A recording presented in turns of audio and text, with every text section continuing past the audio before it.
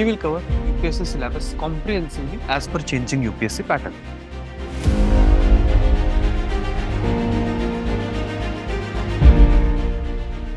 USP or my attitude towards the course is going to be that we will use as less formulas as possible.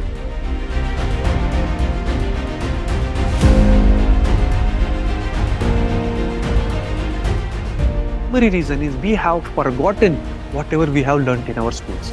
So we have to rebuild that, and that is where we are going to focus. Is the reading speed of students is very low. Now in our course, reading speed and comprehension is going to be continuous feature.